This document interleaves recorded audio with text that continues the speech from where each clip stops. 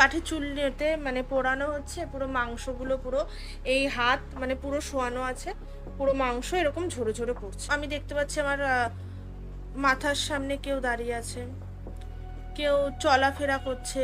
মুখটা মানে পুরো এমন ভাবে মানে একটা বিকৃতি ভাবে মানে ছিল, পুরো মানে ঝলসে যাওয়া একটা মুখ এসে আমার গলার মধ্যে চেপে ধরে আছে, ঠিক আছে, এরকম ভাবে গলা চেপে দিচ্ছে। আর আমি যে গোংড়াচ্ছি, এই গোংড়ানোটা পুরো আমার অনেকক্ষণ ধরে চলেছিল।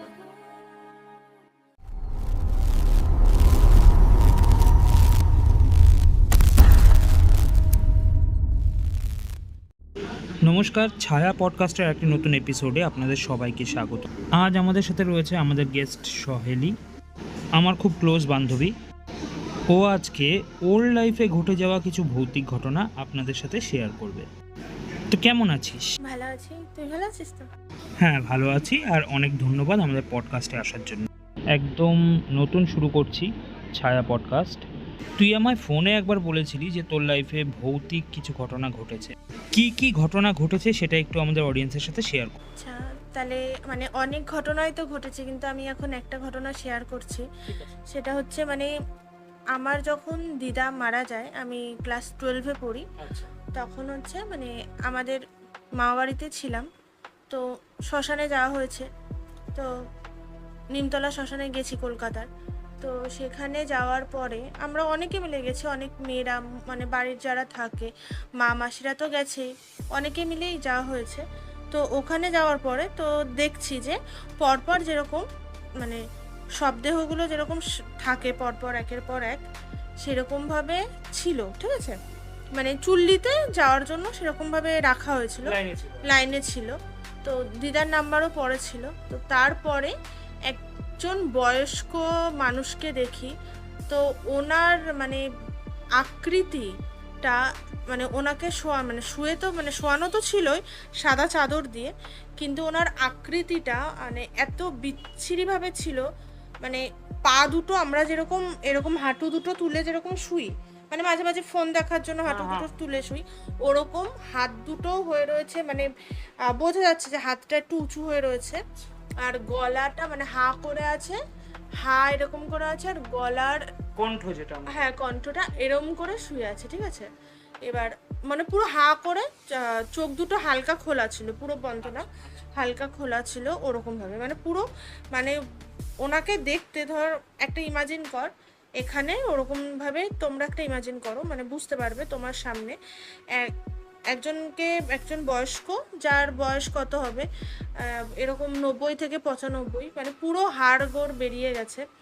ওনাকে সাদা চাদর দিয়ে রাখা হয়েছে, পা দুটো যেরকম আমরা শোয়ার পরে হাঁটু দুটো উঁচু করে রাখি ওরকম, মানে সাদা চাদরের একটা মৃতদেহের ওরকম দৃশ্যটা মানে কতটা একটা ভয়াবহ, হ্যাঁ ওরকম দেখা যায় না। তার উপরে হাতটাও দেখছি যে এরকম উঁচু হয়ে রয়েছে, মানে সাদা চাদরের উপর থেকে, মুখটাও ওরকম, গাল দুটো পুরো ভেতরে ঢোকা, ঠিক আছে, পুরো ভেতরে ঢোকা। ওনাকে দেখলাম, দেখেই ভয় লেগে গেছে, মানে একবার দেখেছি দেখেই ভয় লেগে গেছে। আর মানে যে জিনিসটা দেখবি মানে যত চাইবো যে না দেখা, মানে আমার চোখে না পড়ুক, ওই দিকে বেশি চোখ, মানে ওই দিকেই সবাই ডাকছে, মানে ওনার সামনে থেকে আমরা আমাদের যাতায়াত করতে হচ্ছে বা আমার যাতায়াত করতে হচ্ছে, ওই দিকেই সবাই ডাকছে, ঠিক আছে। তো যেহেতু ওনার দুজনের পরে দিদা ছিল, তো আমাদের ওখানে যেতেই হতো, কারণ ওখানেই সব ঠিক করা হয়েছিল। তো তারপরে আমরা হচ্ছে ওখান থেকে বেরিয়ে, যেহেতু আমার ভয় লেগে গেছিলো, আমি থাকতে পারছিলাম না চুল্লির ওখানেও, আমি হচ্ছে ওই কাঠে যেখানে পোড়ানো হয় ওখানে হচ্ছে দাহ করা হয়, সেখানে আমরা গেছি আমার এক জামাইবাবুর সাথে, আরও 2-3 দিদি বোন মিলে আমরা গেছি। এবার ওখানের তো দৃশ্য আরও খারাপ দেখছি, মানে ওখানের দৃশ্য দেখছি কাঠের চুল্লিতে মানে পোড়ানো হচ্ছে, পুরো মাংসগুলো পুরো এই হাত মানে পুরো শোয়ানো আছে, পুরো মাংস এরকম ঝরে ঝরে পড়ছে, ঠিক আছে, মানে পুরো একদম বিচ্ছিরি দৃশ্য। ওই দৃশ্যটা দেখেও মানে প্রচণ্ড ভয় পেয়ে গেছিলাম। আর ওরকম ওই ফার্স্ট দেখেছি আমি, তারপর থেকে আমি নিজেই চাই না, মানে জীবনটা কি সেটাই মানে আমি ভাবি যে মানে কতটা প্যাথেটিক মানে আমাদের এই শরীর জীবনটাই। তো যাই হোক, ওইগুলো দেখার পরে যখন ব্যাক করবো আমরা বাড়িতে, সব দিদার কাজকর্মগুলো হয়ে গেল, আমরা যখন ব্যাক করব, তো ওঠার ওই টাইমটা থেকেই আমার মধ্যে কিছু একটা মানে ভর করে গেছিল। হ্যাঁ, মানে ওই জায়গার অ্যাটমসফিয়ারটার জন্য হতে পারে বা আলাদা কিছু, মানে ওই টাইমটা থেকেই। হ্যাঁ, মানে ওই আমরা যখন লরিতে উঠি, লরিতে উঠতে উঠতেই পুরো, হ্যাঁ ধাও করার পরে সবাই যখন উঠে চলে আসছে, লরিতে উঠলাম, উঠতে যাওয়ার সময় একটা হোঁচট খেলাম, ঠিক আছে, তখন কিছু হয়নি। উঠলাম, উঠে যে রড থাকে, মানে লরির মাঝখানে একটা রড থাকে ধরে দাঁড়ানোর জন্য, আমি গিয়ে বসেছি, মানে বসতে যাচ্ছি, এরকমভাবে বসতে যাচ্ছি, হট করে রডটা খুলে মাথায় পড়লো, আমার মাথা ফুলে গেছিলো প্রচুর পরিমাণে, মানে আলুর মতন এত বড় হয়ে ফুলে গেছিলো। তো জল টল দেওয়া হলো, মানে ওটা পুরো মাথায় যদি এইখানে পড়তো তাহলে হয়তো আমি বাঁচতাম না। হ্যাঁ, ওরকম হলে এবার ওটার পরে বাড়িতে আসলাম, তো মা বাড়িতে গেলাম। ওই দিনকে রাত্রেবেলা মা বাড়ি ছিলাম, তারপরের দিন ব্যাক করেছিলাম। তো মা বাড়িতে যেদিনকে গেলাম সেদিনকে তো চারিদিকে একটু ভয় ভয় লাগছিল, তারপরেও মানে অনেক কষ্টে আমার ঘুমটা হয়েছে, মানে এদিক ওদিক দেখতে পাচ্ছি, মানে ভয় যাতায়াত করতে পারছি না, যেরকম হয় না যে এই জিনিসগুলো কিন্তু মানে আমার সবার ক্ষেত্রে হয়নি। মানে এটা শুনলে অনেকেই ভাবে যে না এরকম তো হয়, কারণ কারোর মৃত্যুটা এক্সপেক্ট করতে না পারলে মানে এটা তো হয়, ঠিক আছে। তো কিন্তু সেটা কোনো ব্যাপার না, কারণ এরপরেও অনেকের মৃত্যু দেখেছি কিন্তু ওরকম কিছুই হয়নি। পরের দিন থেকে যে ইনসিডেন্টগুলো হচ্ছে, মানে আগের দিন তো আমি ভয় পেয়েছিলাম, রাত্রেবেলা শোয়ার সময় ঘুম আসেনি, চারিদিকে আমি যেন দেখতে পাচ্ছি অনেকে আছে। দিদার তো 2 দিন 3 দিনে মা ওরা কাজ করেছে, কিন্তু 2 দিন থেকেই দিদার একটা ফটো নিয়ে যাওয়া হয়েছে, আমাদের শোকেসে রাখা হয়েছে। তো শোকেসের সামনে রাখা হয় না, কাঁচের সামনে যেরকম, ওরকম রাখা হয়েছে। রাত্রেবেলা শুতে যাব, তো আমি দিদার ফটোর দিকে দেখছি কি তাকাতে পারছি না, নমস্কার করবো, কারণ দিদাকে আমি খুব ভালোবাসি। মানে মা দিদা মানে আমার কাছে মানে কি বলবো, মায়ের পরে দিদা যেরকম হয়, মানে প্রচুর, মানে দিদাকে জড়িয়ে ধরে শুয়ে থাকা সব কিছু, মানে তারপরেও না মানে বিশ্বাস করতে চাইছি না যে দিদার ছবিটার দিকে আমি তাকাতে পারছি না। তো তখনও মনে হচ্ছে আমি ভয় না, মানে ভয়ও লাগবে এরকম যে মানে যারা চলে যায় তাদের ফটোগুলো তো টানানোই থাকে, আমরা তো তাদের দেখে প্রণাম করি, কিন্তু এরকম ভয় লাগবে যে আমি তার ছবি মানে তার দিকে তাকাতেই পাচ্ছি না। তো আমি প্রথম দিন আমি ভেবেছি 2-3 দিন এরকম হয়েছে, আমি ভেবেছি যে আমি ভয় পাচ্ছি। তো প্রথম দিন হলো কি, তা দ্বিতীয় দিনের দিন মানে মারা যাওয়ার দ্বিতীয় দিনের দিন রাত্রেবেলা শুয়েছি, আমি আর মা একসাথে শুই। তো শোয়ার পরে ওই বিভিন্ন আমি দেখতে পাচ্ছি আমার মাথার সামনে কেউ দাঁড়িয়ে আছে, কেউ চলাফেরা করছে, মানে এগুলো পুরো আমি অনুভব করতে পারছি। আমি ওই বিছানায় যে শুয়ে আছি, উঠে আমি টয়লেটে যেতে পারছি না, তো মাকে নিয়ে যেতে হচ্ছে, তো বলতেও পারছি না, ঠিক আছে। এবার তৃতীয় দিনের দিন সেম ঘটনা ঘটলো, আমি বাড়িতে বললাম যে আমার খুব ভয় লাগছে এরকম, তো তখন ওরা ভাবলো এমনি ভয় লাগছে, মানে ছোট মানুষ ভেবে এমনি ভয় লাগছে, তো জপ মন্ত্র পড়ে দিল, তো ঘুমাতে পারছি না, পুরো তৃতীয় দিনের দিন ঘুমাতে পারছি না, পুরো আমার ওইগুলো মানে ওই কথাগুলো ভাবলে আমার এখনো পর্যন্ত ভয় লাগে। তৃতীয় দিনের দিন কি হলো, যেদিন দিদার কাজ হলো সেদিনকে ওই ফটোটা ওখানে রাখা ছিল, ওই দিন থেকে আমি যেন আরও দিদার দিকে তাকাতে পারছি না। মানে ওই দিন থেকে কি হয়েছে, দিদার দিকে ধর ফটোটা এখানে, হ্যাঁ শোকেসটা এখানে, ফটো এখানে, আমাদের খাট এখানে, যাচ্ছি মানে আমার নজর পড়ছে দিদার দিকে, কিন্তু আমি যেন তাকাতে পারছি না। মানে আমার মনে হচ্ছে যে এইটুকু গন্ডির এইটুকু জায়গার মধ্যেই কিছু একটা আছে, তার আগে পরে হালকা, মানে এইটুকু জায়গা ভার এইটুকু জায়গা ক্রস করতেও আমার ভয় লাগছে, ঠিক আছে। তো এরকম মানে এই জিনিসগুলো মানে আমার সাথে ঘটা একদম অবিশ্বাস্য, মানে আমি এটা নিজের থেকেও বিশ্বাস করি না যে ওটা আমি দিদার জন্যই ভয় পেয়েছিলাম। আমি বিশ্বাস করি ওটা অন্য কিছুর জন্য ভয় পেয়েছিলাম, অন্য মানে কিছুর জন্য বলতে মানে অন্য কোনো যেই এনার্জি থাকুক না কেন সেটার জন্য ভয় পেয়েছিলাম, কিন্তু দিদার জন্য না। এবার তৃতীয় দিনের দিন রাত্রেবেলা যখন আমি শুয়েছি, তখন হচ্ছে মা ওই পাশে শুয়েছে, মানে আমি মানে শুয়ে আমি এদিক ফিরতে পারছি না, মানে আমি পুরো স্টিল পুরো একভাবেই আছি। হ্যাঁ, তখন হচ্ছে তো শীতকাল যেহেতু একভাবে আছি, চাদর মুড়ি দিয়ে মানে লেপ মুড়ি দিয়ে আছি, মা ওই পাশে ঘুরে শুয়েছে, আমি মাকে ডাক দিচ্ছি, মা মা এদিকে শো। স্বাভাবিক, মা সারাদিন পরিশ্রম করেছে, মানে আমার উপরে রেগে যাচ্ছে, তো এপাশ ঘুরে শুচ্ছে, আবার আমি তাও ভয় পাচ্ছি, মানে মাকে জড়িয়ে ধরার পরেও আমি ভয় পাচ্ছি। তো ওই মানে ভয় তো পাচ্ছি, তার মধ্যে চোখ বন্ধ করে আছি। আমি ফিল করতে পারছি আমার পাশে, আমি যে এই পাশ ফিরে শুয়ে আছি, আমার পিছনে কেউ শুয়ে আছে, আর আমার মাথার উপর থেকে এরকম হাত মানে দিয়ে আছে, যে মানে আমার মাথাটা পুরো হাত দিয়ে থাকলে যেরকম ভাল লাগছে না, হাত ছেড়ে দিলে সেরকম, এরকম হাত দিয়ে আছে, মানে আমি পুরো ফিল করতে পারছি। আর আমি মার দিকেতে শুয়ে আছি, আমি চাইলে কিন্তু এদিক ফিরেও শুতে পারবো, কিন্তু মানে আমি এদিক ফিরে শুলেও কিন্তু আমি চাদর মুড়ি দিয়েই শোবো, কিন্তু আমি এদিক ফিরতে পারছি না। মানে এই সিচুয়েশনটা কেউ বুঝবে না, মানে এরকম ব্যাপারটা, মানে আমাকে এই দিক ফিরে যে ওইটুকুর মধ্যে আটকে রেখেছে, মানে আমি এই দিকেও ফিরতে পারছি না। এবার এরকম হওয়ার পরে 4 দিনের দিন, মানে 3 দিনের দিন এরকম তো হয়েছে, ওইভাবে সারা রাত আমি ওইভাবেই একভাবেই ছিলাম। তো একভাবে থাকার পরে একটু একটু নড়েছি, ভোরবেলার দিকে ঘুমিয়েছি। 4 দিনের দিন রাত্রেবেলা সেম, দিনের বেলাও আমি ভয় পাচ্ছি, দিনের বেলাও ভয় পাচ্ছি, আমি তাকাচ্ছি না, নমস্কার করছি, তাকাচ্ছি না। তো 4 দিনের দিন মামা বাড়িতে এসেছিলাম, মামা বাড়িতে থেকে আবার ব্যাক করেছি রাত্রেবেলা, আমার পুরো মনে পড়ে তখন ব্যাক করেছি রাত 8:30 বাজে। তো যাই হোক, ওই রাত্রেবেলা খাওয়া দাওয়া করে আমাদের যেহেতু তখন ঘরের ভিতরেই বাথরুম, কিন্তু একটু বাইরে, এখন যেমন রুমের এই ধর বেডরুমের সাথেই আছে আমারটা, ওটা হচ্ছে এটা মানে যেমন ঘরে থাকে না আলাদা করে, ওরকম। এবার ওই রাত তখন 9:30-10টা সামান্য, তখন মা সিনেমা দেখছে, টিভি দেখছে। এবার তখনই সামান্য আমি বাথরুমে যেতে পারছি না।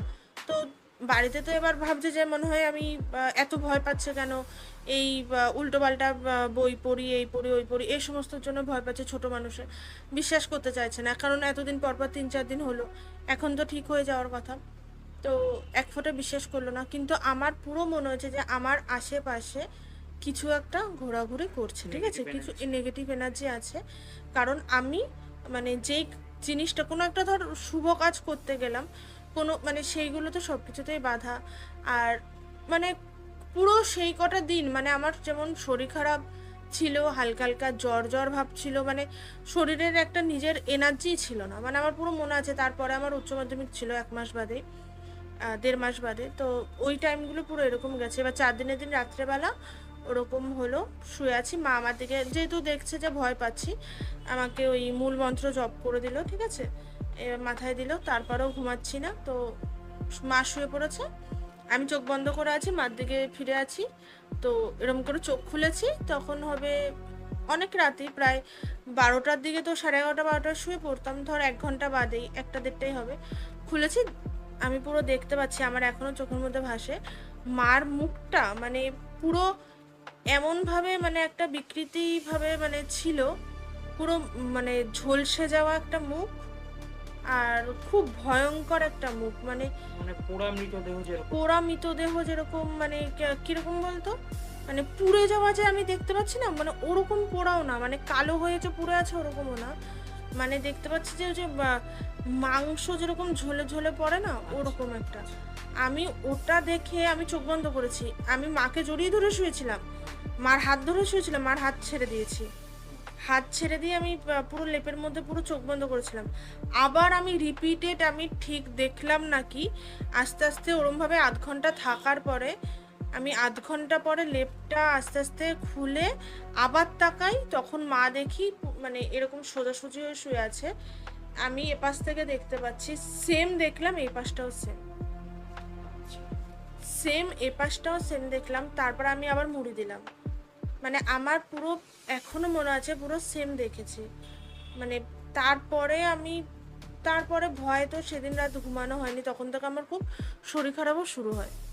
তো খুব শরীর খারাপ শুরু হয়, শরীর খারাপ বলতে কি বলতো, এই হালকা একটু জ্বর জ্বর মতন এরকম টাইপ, ঠিক আছে। মানে যদি কেউ সত্যি ভয় পেয়ে থাকে, সে জানে যে তার যতক্ষণ ওই ফেসটার মধ্যে থাকে কিরকম কিরকম শরীরের মধ্যে কিরকম কিরকম অস্বস্তি চলতে থাকে।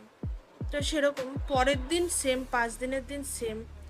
আবার আমি ভেবেছিলাম যে ঠিক আছে, আমি ভয় পাচ্ছি, এই শ্মশান থেকে এসছি, হয়তো এত কিছু দেখেছি সেই জন্য। সেম পরের দিন তো আমি ওই মানে কি বলবো, আমি বাধ্য হয়ে বাবা মাকে বললাম দিদার ফটোটা এখান থেকে সরাও, কান্নাকাটি করে উপরের শোকেসের সামনাসামনি দিদার ফটো ছিল, মা বাধ্য হয়ে নিচে রাখলো। স্বাভাবিক, নিজের মা, কখনো মানে আমরা কি কখনো করতে পারবো যে না মায়ের ফটো আমি নিচে রাখি? আমি তাকাতে পারছি না, কিন্তু আমি এখনো স্টিল নাও আমি এখনো বিশ্বাস করি যে ওটা দিদা তো না। আমি বিশ্বাস করি ওই ভয়ঙ্কর যে বয়স্ক মানুষটাকে আমি দেখেছিলাম, সেই মানুষটারই আমাকে ভয় দেখিয়েছে। কারণ আমি পরের দিন যখন 5 নম্বর দিন যখনও শুই, আমি সেম মাকে ধরেই শুচ্ছি। আমি জানি যে ওরকম আবার দেখবো না তো, ওটা আমার স্বপ্ন না তো, ওরকম দেখবো না তো, কিন্তু আমি তো জেগে আছি। এই যে 5টা দিন পরপর জেগে থাকার জন্য তো আমার শরীর খারাপ হয়েছে, আমি তো জেগে আছি। ওই দিনও মা সোজা হয়ে শুয়ে, আমি দেখছি মা ঠাকুর নমস্কার করলো, ঠাকুর নমস্কার শুয়ে ঠাকুর নমস্কার করলো। ঠাকুর নমস্কার করার পরে যখন মানুষে ধর এমনি সোজা সোজা হয়ে একটু শুলো রিল্যাক্সের জন্য, ওই সেম জিনিস আমি দেখতে পাচ্ছি যে মা হাঁ করে আছে, ওই পুরো পোড়া মুখটা, মানে ঝলসে যাওয়া মুখটা। আমি চোখ বন্ধ করলাম, একবার একবার হালকা করে, তার কিছুক্ষণ পরে দেখি ওপাশে শুয়েছে, ঠিক আছে। ওপাশে শোয়ার পরে আবার আমি মানে মুড়ি দিয়েছি, আমি ওই পাশ ফিরতে পারছি না, কিন্তু মানে কিছু একটা এনার্জি আমাকে এপাশেও ফিরতে দিচ্ছে না, মানে পুরো মনে হচ্ছে আমার এই পাশটা মনে হয় কেউ ধরে রেখেছে, আটকে রেখেছে, যে আমি মুড়েও শুতে মানে ভয় পেয়ে কি হয় আমরা চাদর মুড়ি দিয়ে অন্যদিকে শুয়ে যাই, ওরকমও করতে পারছি না। হ্যাঁ হ্যাঁ, পুরো ওরকম করতে পারছি না। তো তখনও পর্যন্ত হুট করে মানে ওটা অল্প কিছুক্ষণ সময়ের মধ্যে হয়েছিল। কেউ যদি এপাশ ফিরে শোয়, তারাও তো এপাশ ফিরতেও তো তার 0.5 ঘন্টা অন্তত টাইম লাগে। হুট করে আমি দেখছি কি, আমি আবার লেপটা খুললাম, দেখছি যে মা হুট করে এদিক ফিরে শুয়ে আছে, কিন্তু ওটা অল্প কিছু ধর 5 মিনিটের মধ্যে হয়েছিল যে, কিন্তু ওই অত তাড়াতাড়ি আমি আর এইটুকু বিশ্বাস যে অত তাড়াতাড়ি মা এদিক ফিরে শোবে না, কারণ ওদিক ফিরে শুয়েছে কারণ ঘুম হবে, কারণ এরকম করতে দেখিনি। এদিক ফিরে যে শুয়ে আছে তখন দেখতে পাচ্ছি মানে মুখটা পুরো ঝলসে যাওয়ার মুখ, মানে আমার দিকে তাকিয়ে আছে এরকম করে, ঠিক আছে, পুরো চোখ দুটো দিয়ে পুরো এই মার মুখ, এই শুয়ে আছে, এই বালিশ শেষ হলো, এপাশ থেকে আমি, মানে পুরো আমার মুখোমুখি, ঠিক আছে। এবার ওই টাইমে আমি যে লেপটা মুড়ি দেব ওইটার শক্তি পর্যন্ত ছিল না আমার মধ্যে। ওইটা দেখে আমি তাড়াতাড়ি করে চোখ বন্ধ করি, চোখ বন্ধ করে আমি শুধু মানে আমি ডাক দিচ্ছি ও মা ও মা ও মা ও মা, মানে আমি যে হাত নাড়াবো ওরকমও না, মানে আমার মুখ থেকে মনে হয় আমি মানে প্রায় 10-15 মিনিট আমি চেষ্টা করে গেছিলাম যে ডাকার, কিন্তু হয়তো আমার মুখ থেকে আওয়াজ বেরোচ্ছিল না, কিন্তু আমি ডাক দিয়ে যাচ্ছিলাম, আমি পুরো ডাক দিয়ে যাচ্ছিলাম, আমার পুরো মনে আছে। তো তারপরে মানে দেখছি যে মা ওই পাশ ফিরে বা সোজা হয়ে শুয়েছিল কিছু একটা ভাবে, মানে এদিক ফিরে থাকলে কি সাথে সাথেই তো গায়ে হাত দেবে, ফিরে যেরকম ভাবে গায়ে হাত দেয় ওরম ভাবে আমাকে বলেছে কি হয়েছে কি হয়েছে। তো মা তো বলছে যে উল্টো পাল্টা স্বপ্ন দেখছিস, এদিক ওদিক ঘুরে বেড়াস, মাঠে টাঠে এদিক ওদিক যাস, পা ঠা ধুয়ে শুস না, তাই এরকম। তো ওই রাত্রেবেলা মাথা টাথায় জল দিয়ে, তেল জল দিয়ে, তাও ঘুম হয়নি, 3:30-4টে বেজে গেছে, পুরো ওরম করতে করতে সকালবেলা ঘুমাতাম 4টে-5টার সময়, ওই উঠতে একটু বেলা হয়ে যেত।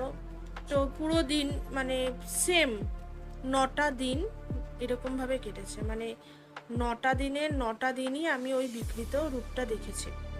তারপরে রিলিফ হলো কিভাবে, মানে রিলিফ হলো 9 দিন পরে, আমি নিজেও জানি না। তার মধ্যে আমি একবার একটা মানে ওর মধ্যে আমি স্বপ্ন দেখতাম, বিভিন্ন স্বপ্ন, মানে কেউ হেঁটে চলে বেড়াচ্ছে, মানে লাঠি নিয়ে হেঁটে বেড়াচ্ছে, মানে এই দৃশ্যগুলো আমার না মানে বলতেও খারাপ লাগে, আবার মানে ইয়েও লাগে, মানে কি বলবো, বয়স হলে তো সবাই লাঠি টাঠি নিয়ে হাঁটে, এবার আমি স্বপ্নের মধ্যে দেখতে পাচ্ছি লাঠি নিয়ে হেঁটে যাচ্ছে, তো ওরকমভাবে হেঁটে চলে বেড়াচ্ছে। আরও দেখতে পাচ্ছি যে কাজ হচ্ছে, মানে কাজের আগেই দেখতে পাচ্ছি যে কাজ হচ্ছে, শ্রাদ্ধের কাজটা হচ্ছে, তার আগেই মানে ওটা 7-8 দিন নাগাদ ওর মধ্যে স্বপ্ন দেখছি, মানে ভোরবেলা হচ্ছে ঘুমাতাম, তার মধ্যেও স্বপ্ন দেখতাম, স্বপ্ন দেখতাম যে কাজ হচ্ছে, ওই কাজের মধ্যে দিদা এসে আমাদের খাবার পরিবেশন করছে, এইরকম ধরনের, মানে ওই যে একটা ফেস ছিল যে পোড়া মুখ দেখা এরকম। লাস্ট একদিন যেদিন দেখেছিলাম সেদিনকে আমাকে মানে বোবাই ধরা যেটা বলে সেটা হচ্ছে অ্যাকচুয়াল বোবায় ধরা, মানে অনেকে বলে যে না বোবায় ধরেছে, ও করছে বা আওয়াজ করছে মুখের থেকে, ওকে ডাক দিলে পরে ঠিক হয়ে যাবে। কিন্তু আমি মনে করি আমার ওর মধ্যে একদিন বোবায় ধরেছিল মানে এটাই যে ওই বিকৃত মুখটা, আমার ঠিক মনে নেই 8 দিন না 9 দিনের দিন, কিন্তু আমি এটুকু জানি যে 9 দিনের পর থেকে সেটা ঠিক হয়েছিল, কারণ আমার পুরো কাউন্টেও আছে 9 দিনের পর থেকে পুরো ঠিক হয়েছিল। ওটা 8 দিন বা 9 দিনের দিন ওই বিকৃত মুখটা হুট করে এসে, মানে আমি স্বপ্নের মধ্যেই দেখতে পাচ্ছি, স্বপ্ন না জেগে আছে আমি জানি না, তবে জিনিসটা ফিল করতে পারছি যে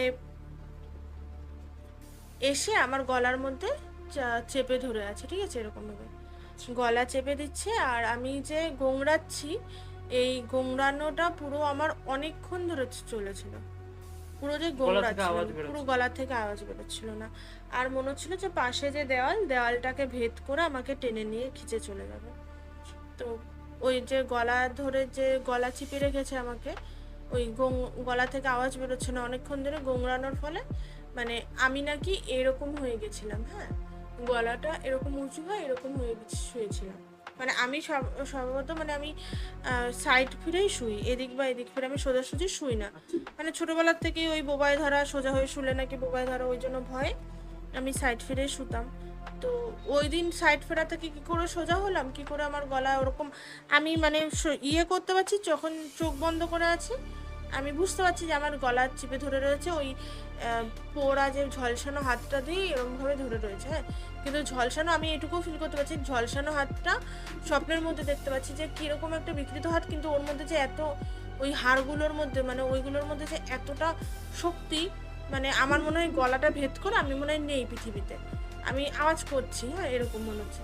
তখন মা আমাকে ডাক দিয়ে মানে বোবাই যে ধরেছে আমাকে ধাক্কা দিচ্ছে, ধাক্কা দেওয়ার পরে অনেকক্ষণ বাদে আমার ইয়ে হয়েছে, তো সেন্স ফিরেছে। ওর পরের দিন আমাকে বাবা হচ্ছে মন্দির থেকে একটা ওই পিতলের ওই মানে কি বলবো, তাবিজ যে হয় না পিতলের, ওইটা ওটার নাম বেশ কি ভুলে গেছি, ওটার মধ্যে মা কালীর জবা ফুল দিয়ে আমাকে একটা লাল কারের সাথে আমাকে হাতের মধ্যে বেঁধে দিয়েছিল।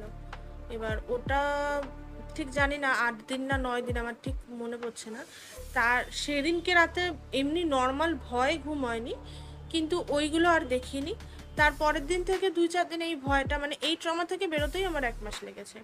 মানে এই জিনিসটা ঘটার পরে মানে আমি প্রচণ্ড পরিমাণে ভয় পেয়ে গেছিলাম, ওটা থেকে বেরোতেই 1 মাস লেগেছে। তারপরে এখন আস্তে আস্তে ঠিক হয়েছে, কিন্তু এখনও আমার মানে এই দিনটার কথা মনে পড়লে আমার মানে নিজে থেকেই বিশ্বাস করতে খারাপ লাগে যে আমরা তো মানে মানুষকে মানে ভালোবাসি, সবাইকেই তো ভালোবাসি আমরা, তো কখনো মানে এই যে মানে আমাদের মেয়েদের মানে মার দিক থেকে যাদের ছেলে মেয়েরা থাকে তাদের বিশেষ করে ঠাকুমা দাদুর থেকেও না দিদা দাদুর সাথে বেশি, ঠাকুমা ঠাকুর দাদার থেকেও দিদা দাদুর সাথে বেশি অ্যাটাচমেন্ট থাকে। সেক্ষেত্রে আমি দাদুকে পাইনি, তো দিদাকে পেয়েছি ছোটোবেলার থেকে। দিদাকে মানে দিদা মানে মায়ের মতন পুরো, মামা বাড়িতে থাকা, একা একা জড়ি ধরে শোয়া, তো সেক্ষেত্রে আমার বিশ্বাস করতে খুব খারাপ মানে কি আমার বিশ্বাস হয় না যে এটা দিদার দিক থেকে। আর তার থেকেও বড় জিনিস মানে আমার নিজের থেকে এটা খারাপ লাগে যে ওই ইনসিডেন্টের পর থেকে, ওই ইনসিডেন্টের মানে দিদার যতদিন কাজ না হয়েছে 10-12 দিন এরকম, বা ওই টাইমটুকুর 1-1.5 মাস আমি পুরো দিদার ফটোর দিকেই তাকাতে পারতাম না। সবাই এসে ওর মধ্যে অনেকে বাড়িতে এসছে গেছে, দিদাকে প্রণাম করে সব কিছু, আমি ধরো প্রণামও করতাম, এরমভাবে প্রণাম করতাম, তাকাতাম না, মানে আমি তাকাতে পারতাম না, তাকালে হয়তো ওই পোড়া মুখটা দেখতাম। আর যে আমার সাথে যে করে থাকুক না মানে জিনিসটা, সে অত্যন্ত মানে দুষ্ট একটা লোক ছিল, যেই করেছে কেন, কারণ এই জিনিসটা কোনো ভালো আত্মার কাজ হয় না আমার মনে হয়।